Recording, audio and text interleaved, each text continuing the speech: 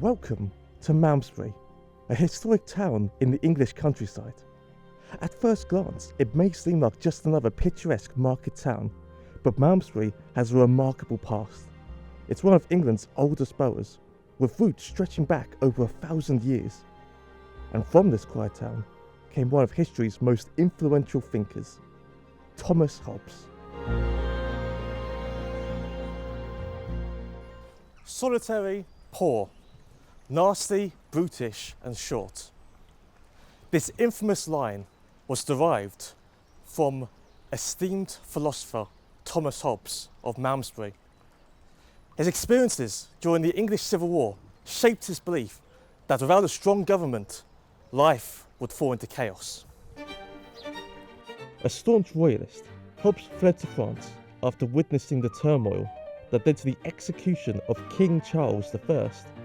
In exile, he wrote Leviathan, 1651, his most famous work, arguing that a powerful sovereign is necessary to prevent anarchy.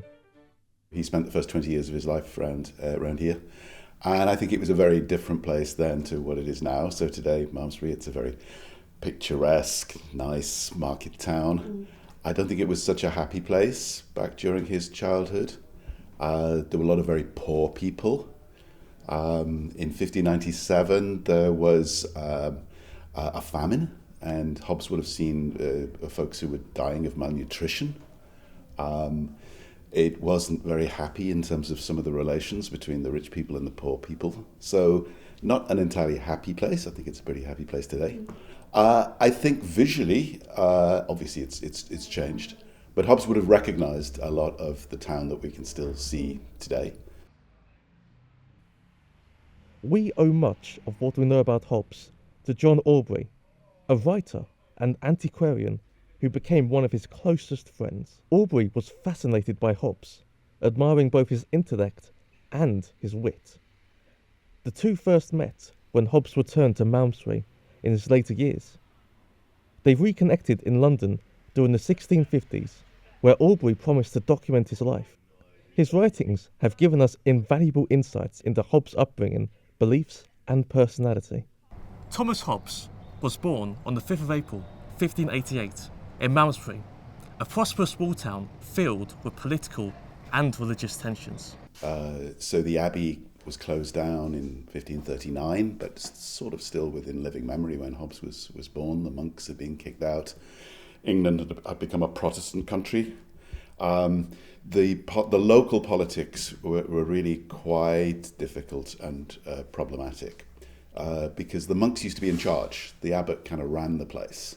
And after the monks were kicked out, there was a sort of power vacuum, and different folks contended in the town for control of the town. So there was a lot of unhappiness in terms of the politics. He grew up in Westport, an area near the town's edge, during a period of fear and uncertainty, especially with the looming threat of a Spanish invasion. Hobbes himself once said that fear was his twin, born alongside him. Yet despite his later fame, he remained deeply attached to his hometown, proudly calling himself Thomas Hobbes of Malmesbury. His family played a notable role in their community. He had two siblings who lived in Malmesbury for most of their lives. His mother, Catherine Middleton, was a local woman, and his father was a Church of England priest in training. Hobbes' education began here, at St. Mary's Church in Westport. The building itself was destroyed during the Civil War. He later studied under a private tutor, Robert Latimer, whose lessons took place in the Triangle, which is right across the way from the Three Cups Tavern, which still stands today. So Hobbes is this little boy from quite an ordinary background, and he goes on to become one of the world's greatest philosophers. And Latimer was clearly a remarkable teacher, and Hobbes was obviously a remarkable student.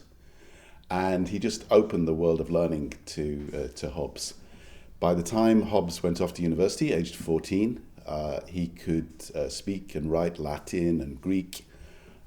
He gave as a leaving present to Robert Latimer, he translated, there's a play by the ancient Greek playwright Euripides called the Medea, a very dark play.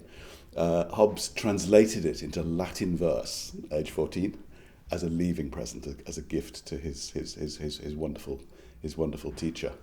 And later on in life, many years later, he came back to Malmesbury, I think, to say thank you to Robert Latimer, because he really transformed his life and made his career possible.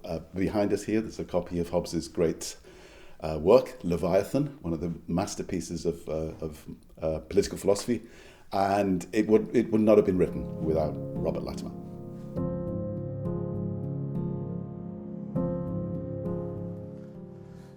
It is thought that in this very churchyard, Hobbes' father violently attacked Richard Jean, the rector of Foxley, likely over a dispute over his role as the pastor.